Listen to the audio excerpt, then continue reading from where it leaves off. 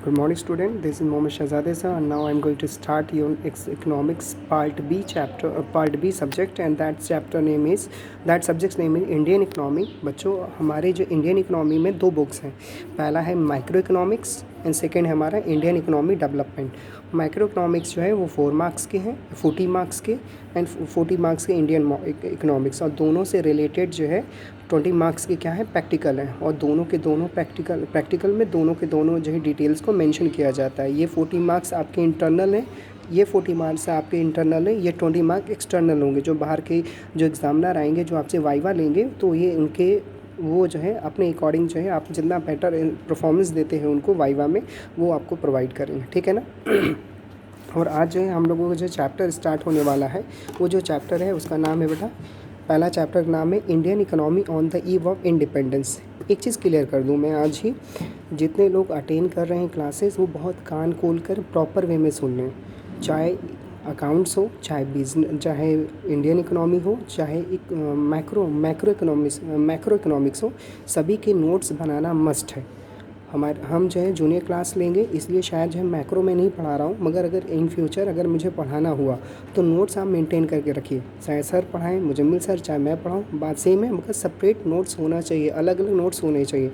अगर आप अलग अलग नोट्स नहीं बनाएंगे, और लास्ट ईयर बहुत से बच्चों ने ये हमें इस बात को हल्के में लिया हुआ था, नोट्स नहीं चेक करेंगे और जितना मैं टॉपिक पढ़ा रहा हूँ उसी उतना ही मुझे चाहिए.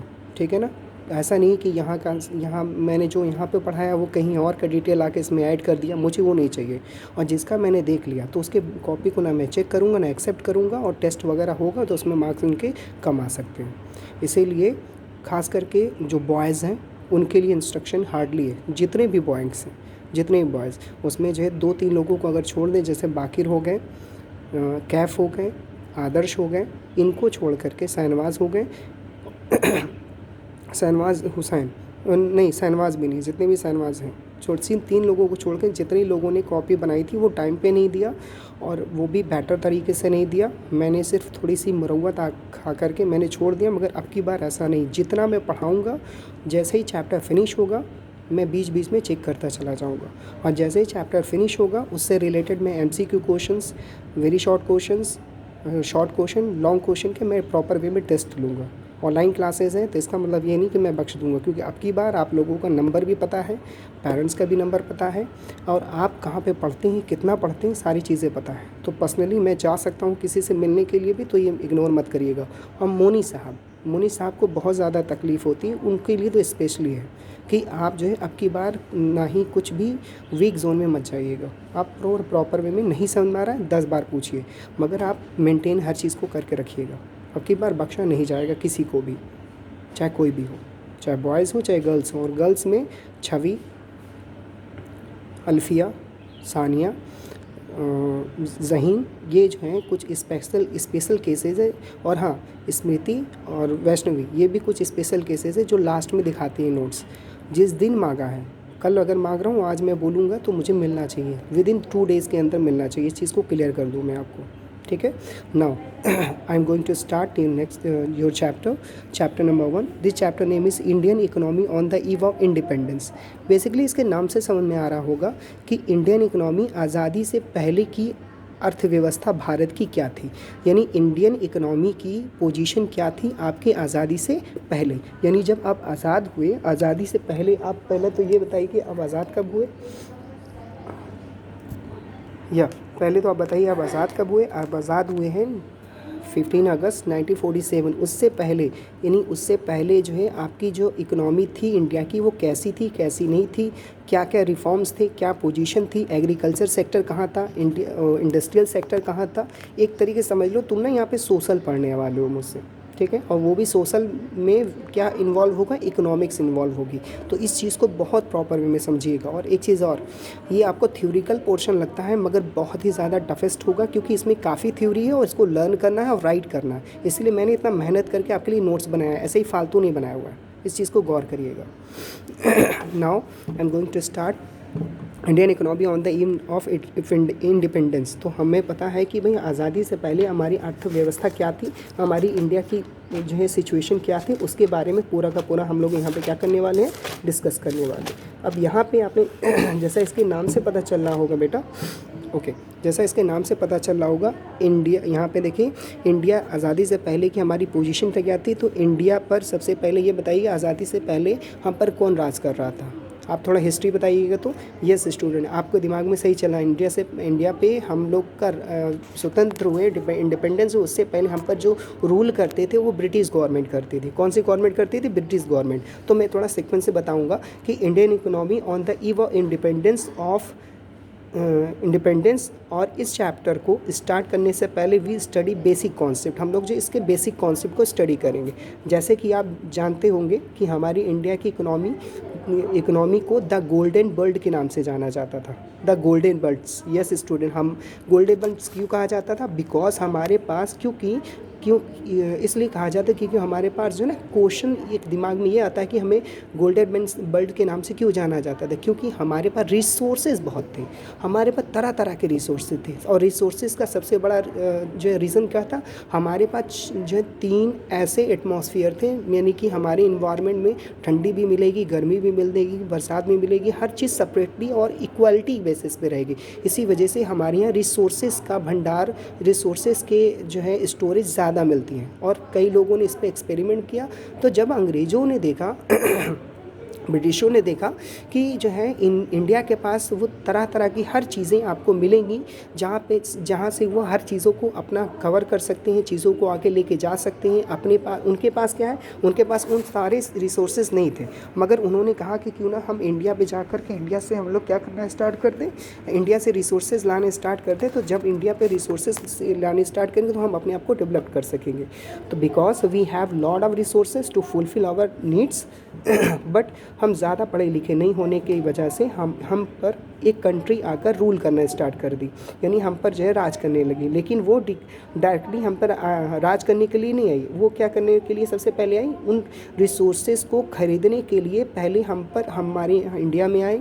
इंडिया में सबसे पहले जो ब्रिटिशर आए थे वो गुजरात में आए थे, और गुजरात के पोरबंदर से उन्होंने स्टार्ट किया था आना, ठीक है ना। क्योंकि उस वक्त हवाई जहाज चलती नहीं थी, रेलवे ट्रैक थे नहीं, और रोडवेज़ वगैरह फैसिलिटी थी नहीं ट्रांसपोर्ट की। तो सिर्फ एक रास्ता था जिसका नाम था क्या भाई, वाटर जो है ट्रांसपोर्टेशन। तो वो शिप से आते थे और पहली बार जो गुजरात में उतरे, और गुजरात के दरमियान ही जब उतरे तो उस वक्त के जो बादशाह थे उनका नाम था जहांगीर ने देखा कि, उन्होंने कहा, जहांगीर से संपर्क किया। उन्होंने कहा कि आपके साथ मैं बिज़नेस करना चाहता हूँ, आपके साथ जो है मैं व्यापार करना चाहता हूँ, और आपके रिसोर्सेज का जो इस्तेमाल है मैं बहुत अच्छे तरीके से करूँगा, और वापस उसको और मेंटेन करके आपके सामने ला के दूँगा।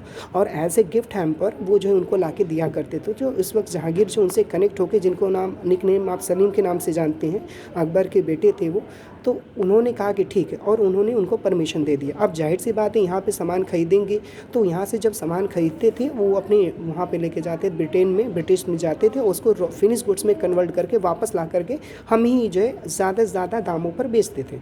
उससे क्या होता था, हमारी रॉ मटेरियल धीरे धीरे कम होती जी गई, और हमारे रॉ मटेरियल को बहुत ही चीप प्राइस पे लेते थे, बहुत ही सस्ते दाम पे लेते थे। मतलब अगर मान लीजिए कि उनको जो है कोई फर्नीचर बनाना है, तो हमसे जो है लकड़ियाँ लेके जाते थे 2 रुपये पे 3, मतलब उस टाइम की बात कर रहा हूँ कि एक पूरा का पूरा जो है लकड़ी का पेड़ जो काट करके वो यहाँ से लेके जाते थे। फॉर द एग्जांपल मैं बता रहा हूँ, मान लेते 10 रुपये का, और वहाँ से उसको टेबल चेयर में कन्वर्ट करके ला करके हम ही को ही बेचते थे। वो भी कितने पे? 100 रुपये में। सोच लो, मतलब 10 गुना दाम बढ़ा करके हमें बेचते थे। अब तुम बताओ कि हमारे ही रिसोर्सेज को थोड़ा सा मॉडिफाई करके तुम ला के हम ही बेचोगे, तो हम तो, हमारे पास टेक्नोलॉजी थी नहीं, क्योंकि हम तो उस वक्त पढ़े लिखे ज़्यादा नहीं थे। हम लोग अपनी लाइवलीहुड को खुद से ही जनरेट करते थे।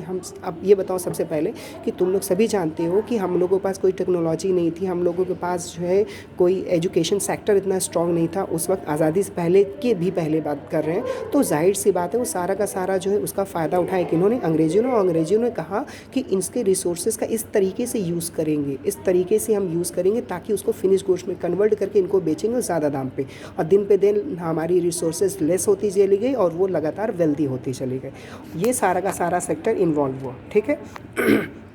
अब फिर जब जैसे उन्होंने रिसोर्सेज लाना चालू किया, रॉ मटेरियल के जाते थे, फिनिश गुड्स के लेके आते थे, फिर उन्होंने कांटेक्ट किया वहाँ के जो है बादशाह से। उन्होंने कहा कि हम आपके यहाँ एक इंडस्ट्री लगाना चाहते हैं, अगर आप परमिशन दें तो हम लगाएंगे, हम आपको सस्ते दाम पे देंगे।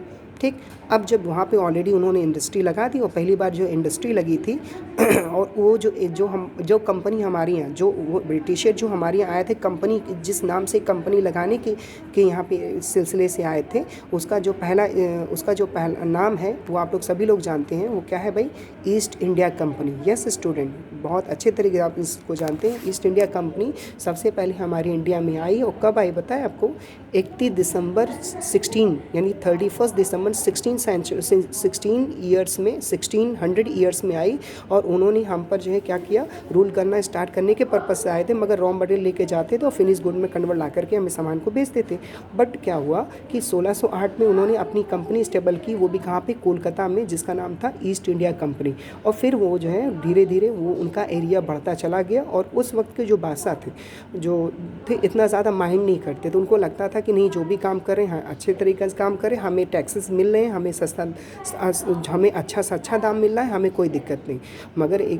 मगर जो है जो ब्रिटिशर थे उनको पता था, ईस्ट इंडिया जो कंपनी थी उनको पता था कि धीरे धीरे करके हम सारी चीज़ों पे हम लोग क्या कर सकते हैं?